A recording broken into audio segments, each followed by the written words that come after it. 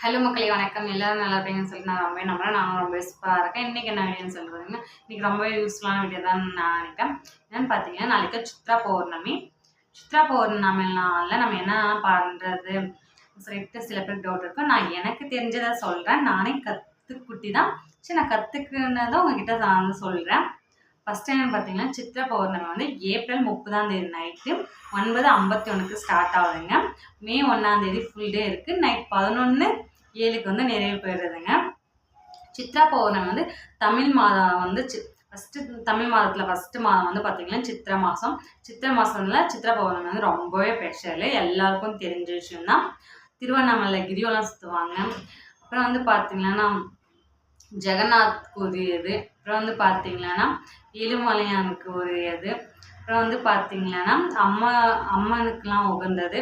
அப்புறம் வந்து பார்த்திங்கன்னா சித்திரகுப்தர் அவருக்கு உகந்தது, முருகருக்கு உகந்தது, சிவனுக்கு உகந்தது, எல்லா கடவுளுக்கும் உகந்த நாள் தான் இந்த சித்ரா பௌர்ணமின்னு சொல்லிட்டு சொல்கிறேன். ஏன்னு பார்த்தீங்கன்னா எல்லா கடவுளும் ஒன்று தான், எல்லாருக்கும் எல்லா நாளும் உகந்தது தான். இதில் சித்ரா பௌர்ணமி வந்து பார்த்திங்கன்னா ரொம்ப பேர், நிறைய பேர், லட்சக்கணக்கான பேர் வந்து திருவண்ணாமலை கிரிவலம் சுற்ற போவாங்க. அப்போ இருக்கிற காலகட்டத்தில் எல்லாரால வந்து போக முடியுமான்னு பார்த்தீங்கன்னா இல்லை. ஆனால் கொஞ்சம் பேர் போயிட்டு இருந்தாங்க. இப்போ வந்து போக்குவரத்து வசதி இருக்குது. நம்மளால் நினச்சும் போது திருவண்ணாமலைக்கு போக முடியுமான்னு கேட்டிங்கன்னா இல்லை. அந்த அண்ணாமலையார் நினைக்கிறோம். அண்ணாமலையார் அவர்களால் எல்லாருமே போயிட்டு போக்குவரத்து வசதி இருக்கிறதுனால எல்லாமே போயிட்டு திருவண்ணாமலை வந்து கிரிவலம் சுற்றுறாங்க. ரொம்ப பேர் இருப்பாங்க. போகிறவங்க எல்லாமே பார்த்து சேஃப்டியாக போயிட்டு வாங்க, பத்திரமா பொறுமையாக போயிட்டு வாங்க. போகும்போது பார்த்தீங்கன்னா மனசில் இதான ஒரு விஷயம் இருக்கும். அது நடக்கணும், இது நான் செஞ்சு முடிக்கணும், இது வாங்கணும், நான் நல்லா சம்பாதிக்கணும், வேலை கிடைக்கணும், இந்த மாதிரி எவ்வளவோ ஆசை கனவு எல்லாத்துக்கும் இருக்கும். திருவண்ணாமலை சுற்றும் போது வந்து பார்த்திங்கன்னா நம்ம மனசில் மற்றவங்க கூட பேசிட்டு சிரிச்சுட்டு சுற்றுறதும் சுற்றலாம். ஆனால் மனசு நம்ம திருவண்ணாமலை சுற்றணும்னு நினைக்கிறதே பெரிய விஷயம். அது எவ்வளோ பெரிய ஒரு புண்ணியம். இருந்தாலும் நம்ம மனசில் என்ன இருக்கோ அதை மனசில் நினச்சிட்டு பௌர்ணமியும் கூட பிரபஞ்சத்தை நம்ம கூட அப்படியே ஒன்றி இருக்கும். நம்ம அந்த நிலவை பார்த்துட்டு அந்த மலையே திருவண்ணாமலையே சிவன் தான். அவரை நினச்சிட்டு கிரிவலம் வரும்போது மனசில் ஓம் நமக் சிவாய, ஓம் நமக் சிவாய, ஓம் நமக் சிவாய, தென்னாட்டுடைய சிவனையே போற்றி, எல்லாம் வல்ல இறைவா போற்றி போற்றின்னு சொல்லிட்டு மனசில் நம்ம நினச்சிட்டு சுற்றி வரும்போதும் அப்புறம் வந்து நம்ம பாட்டு கேட்டு போகலாம். என்ன மாதிரி பாட்டு?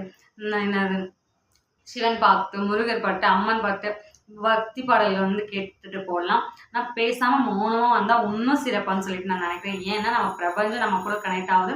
நம்ம மனசில் இருக்கிறத மனசார மௌனமாக சாமி எனக்கு நீங்கள் கொடுங்க, நான் உங்களை தான் நம்பிக்கிட்டு இருக்கேன், எனக்கு யாரும் தோணலை, திக்கட்டவனுக்கு தெய்வமே தோணுன்னு சொல்லிட்டு நான் அவனை நம்பிட்டேன், நீ தான் எனக்கு கொடுப்பேன்னு சொல்லிட்டு நான் நம்புறேன்னு சொல்லிட்டு அந்த சிவபெருமானங்கிட்டையும் நம்ம இஷ்ட தெய்வத்துக்கிட்டையும் நம்ம குலதெய்வத்துக்கிட்டையும் வேண்டிக்கிட்டு நம்ம வந்து பார்த்திங்கன்னா பிரபஞ்சத்துக்கிட்ட கேளுங்க, எனக்கு கொடுத்து தான் அவங்க மனசார கேளுங்க, மனசார பேசுங்க, அவங்கக்கிட்ட பேசிட்டு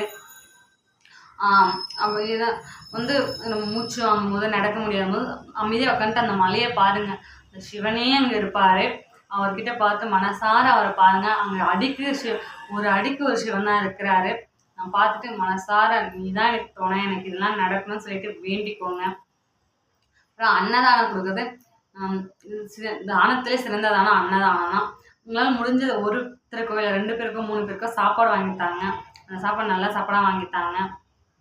தண்ணி கொடுக்கலாம். ஏன்னா பார்த்திங்கன்னா வெயில் இப்போ வந்து ரொம்ப வெயில் அடிக்குது இல்லையா, அதனால் வந்து மோர் தண்ணி அந்த மாதிரிலாம் குடிப்பாங்க. அங்கே திருவண்ணாமலையில் கொடுத்துட்டே இருப்பாங்க.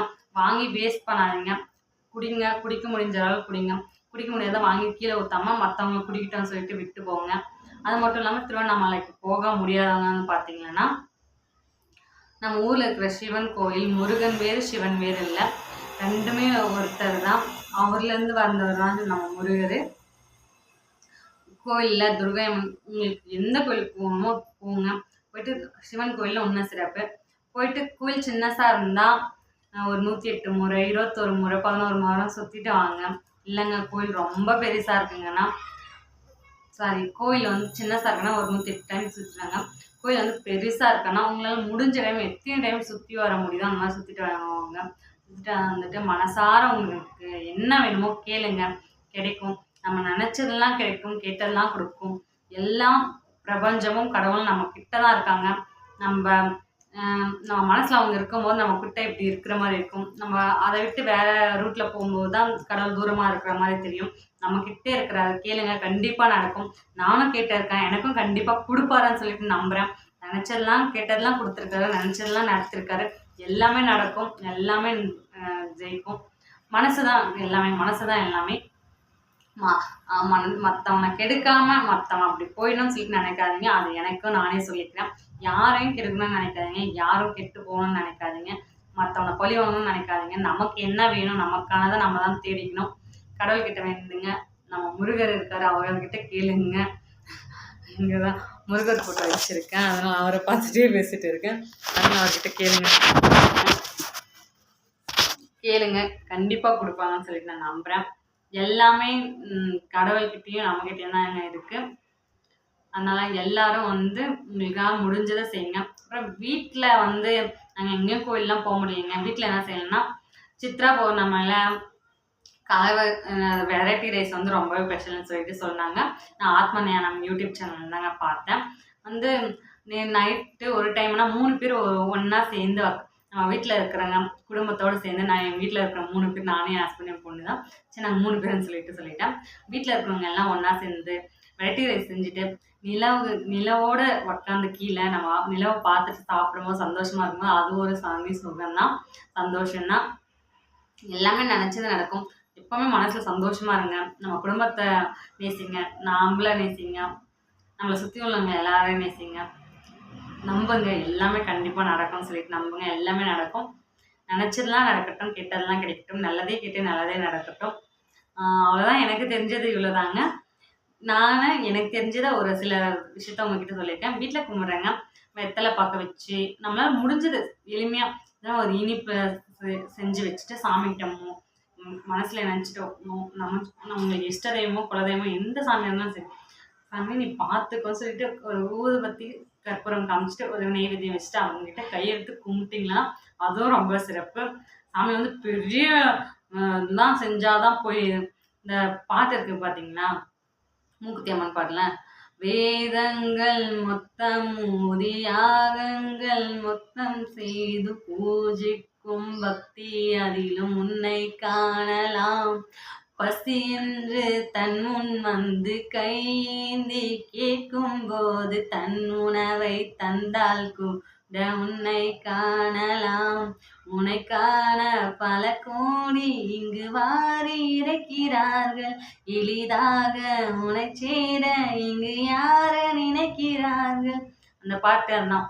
நம்ம எவ்வளோ கோடி கொடுத்தாலும் எளிமையாக செய்கிறதும் ஒன்று தான், நம்ம மனசில் தான். காசில் கடவுள் காசு மிச்சம் எல்லாத்துலேயும் காசுலாம் இருப்பாங்களான்னு தெரியல. கடவுள் மனசுல இருந்து கேட்டால் கிடைப்பாரு, கொடுப்பாருன்னு சொல்லி நான் நம்புகிறேன். எல்லாருக்கும் எல்லாமே கிடைக்கட்டும். By by. இந்த வீடியோ எனக்கு பிடிச்ச மாதிரி எடுத்திருக்கேன். தப்பாக இருந்தால் மன்னிச்சிருங்க, கரெக்டாக இருந்தால் ஏற்றுக்கோங்க. உங்களுக்கு பிடிச்சிருந்தா ஏற்றுக்கோங்க. By by.